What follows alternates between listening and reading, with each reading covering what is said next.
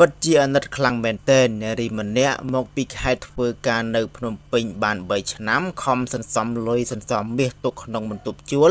ចុងក្រោយត្រូវបានចោរគាស់បន្ទប់ជួលនៅសង្កាត់ចំចៅទី1ខណ្ឌពោធិ៍សែនជ័យរាជធានីភ្នំពេញហើយមាសនិងលុយសរុបទាំងអស់$800ដែលបានបាត់ពីបន្ទប់ជួលអញ្ចឹងទេនេះគឺជាសារដាស់តឿនមួយសម្រាប់បងប្អូនទាំងអស់គ្នា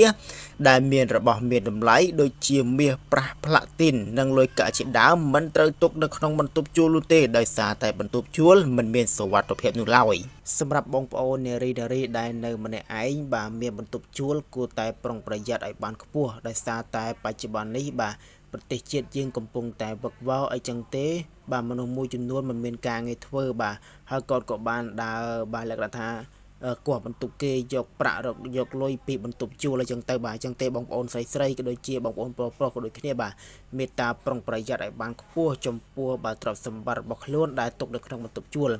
ខ្ញុំគិតថាបងប្អូនគួរតែបាទយកលុយហ្នឹងទៅដាក់ធនាគារបាទបង្កើតជាកង់មួយដើម្បីបាទដាក់លុយចូលទៅក្នុងធនាគារបាទកុំឲ្យបាទជនជាតិអាកាសហ្នឹងបាទវាលួចបានណាបងប្អូនបាទអញ្ចឹងទេបងប្អូនអរគ្នាកុំភ្លេចជួយបាទ comment ជាការបញ្ចេញមតិនៅខាងក្រោមវីដេអូនេះទាំងអស់គ្នា